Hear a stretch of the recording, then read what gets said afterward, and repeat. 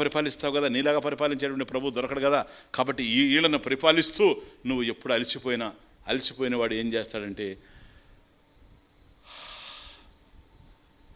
ఆవలిస్తాడు కదా. దేనికి ఏం కనెక్షనో మనకు తెలియదు కానీ కాదు, మామిడికాయకి సముద్రంలో ఉప్పుకి ఏం కనెక్షన్ ఎవడు చెప్తాడు? అట్లా ఉంటాయి. అదే ఏం చేస్తాం, ఇవన్నీ అట్లా ఉన్నాయి. మీ చూడండి, ఎక్కడైనా ఎవడైనా ఆవలించాడంటే వాడు ఆవలించవచ్చు కదా, మామూలుగా ఆవలించవచ్చు కదా ఎవడైనా. ఒకవేళ మామూలుగా ఆవలించడం ఇష్టం లేకపోతే ఎవరు ముఖాన్ని ఆవలిస్తారు. కానీ విచిత్రం ఏంటంటే ఆవలించే వాళ్ళని చూడండి, ఆవలిస్తూ ఇదేంది ఇది,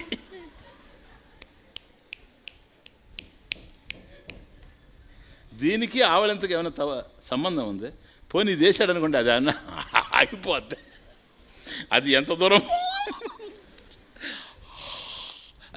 పోవాలి అంత దూరం పోయి ఆగొద్దు. కానీ మనం వేసిన తర్వాత ఆగదు. కానీ ఎవరినైనా చూడండి మీరు, ఆవలింత ప్రారంభమైందంటే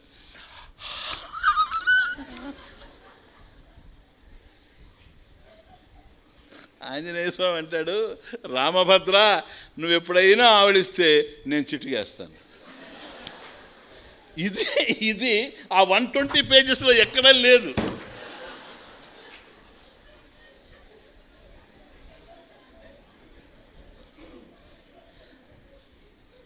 రాముడు అన్నాడు, అది కూడా రాసుకొని రండి అని. వాళ్ళు వెంటనే టైప్ చేసుకొని టపడపడ రాముడు ఎప్పుడైతే ఆవలిస్తాడో అప్పుడు ఈయన చిటుకయ్య టైప్ తీసుకొచ్చి పెడితే సంతకం పెట్టి ఇదిగొని వాళ్ళది పుస్తకం, నీది కాగితం పో. వీళ్ళు వెళ్ళి రూమ్లోకి వెళ్ళి మీకన్నా ఎక్కువ నవ్వుకుంటున్నారట. జాతి లక్షణాలు చూడండి. ఏది స్వామిని ఇంతకాలంగా చిన్నప్పటి నుండి చూస్తున్నాం. రాముడు ఆవలించడం అనేటువంటిది ఇప్పుడు చూడలే మనం. ఆయన ఆవలించేది ఎప్పుడు, ఈయన పోయి ఎక్కడిది అని. సరే, రేపటి నుంచి ఎవరి డ్యూటీస్ వాళ్ళది. ఉదయం నుంచి సాయంకాలం వరకు అందరూ డ్యూటీలు చేశారు. సాయంత్రం మళ్ళీ నైట్ కలుసుకున్నారు 10 o'clock అందరూ. కానీ అందరూ చాలా డల్గా ఉండరు.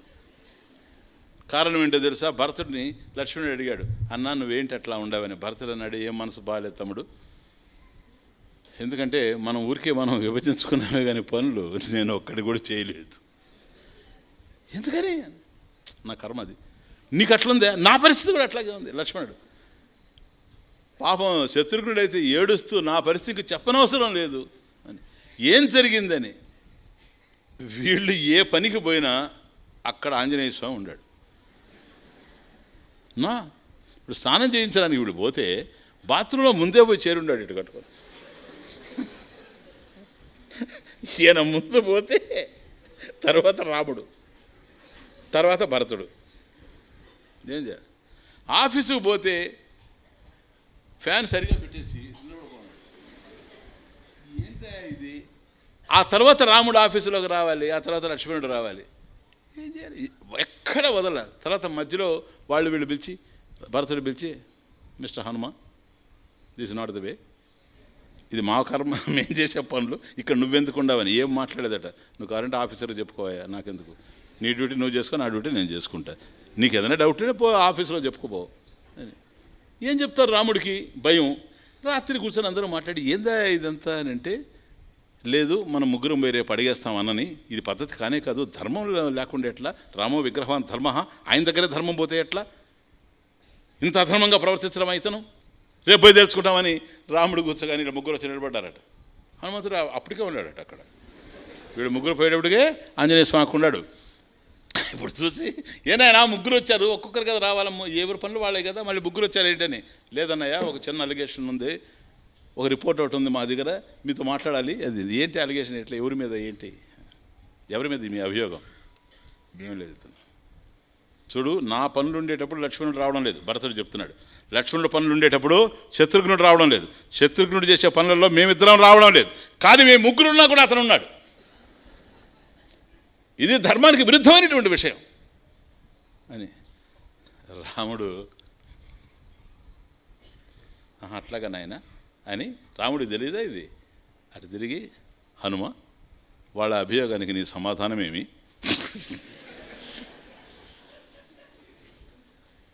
హనుమంతుడు నమస్కరించి, రామచంద్ర ప్రభు తమరికి తెలియంది ఏముంటుంది, నన్ను తెలిసి కూడా అడుగుతున్నారే.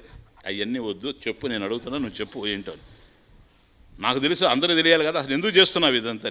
అయ్యా, వాళ్ళ పనికి టైం టేబుల్ ఉంది, అర్థమవుతుందా? ఏ టైంకి ఏ పని చేయాలి. ఇప్పుడు ఉదయం స్నానం చేయించాలి, 10 గంటలంటే ఆఫీసు, 8 గంటలకు టిఫిను, అది ఆయన టిఫిన్ తీసుకురావాలి, తీసుకొస్తాడు, ఈయన స్నానం చేయిస్తాడు. నా పనికి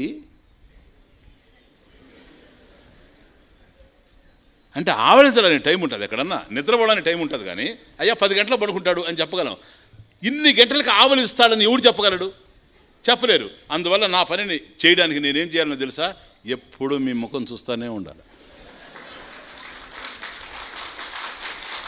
ఒక్క క్షణం కూడా షట్పదైనా అటు ఇటు పోవచ్చు, కానీ నేను పోకూడదు.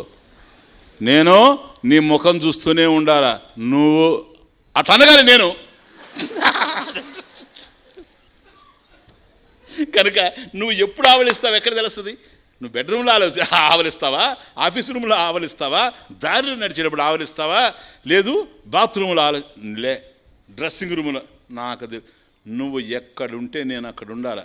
వాళ్ళు ఆ పనులు ఉన్నప్పుడు మాత్రమే ఉండాలి, కానీ నేను మాత్రం ఎప్పుడూ ఉండాలా. అది కూడా ముఖమే చూస్తుండాలి. ఇది చూడ, నీ ముఖారవిందాన్నే నేను దర్శిస్తూ ఉండాలి. నువ్వు అట్లా మొదలు పెట్టావా,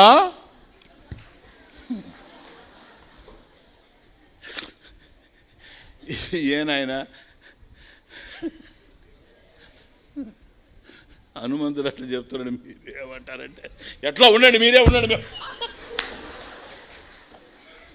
భక్తులు భగవంతులు ఉండండి, మీరే ఉండండి, మేము పోతున్నాం అని ముగ్గురు.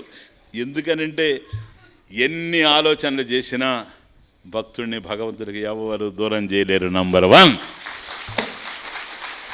భక్తుని హృదయం ఏదో చూడాలనిపించదు ఈ ప్రపంచంలో, భగవంతుని యొక్క ముఖారవిందాన్ని దర్శించాలని అని అనుకుంటుంది. కనుక మనం కూడా ఇప్పుడు వెళ్ళి, స్వామి ఆ చిటిక వ్యవహారం మాకు కూడా నేర్పించండి.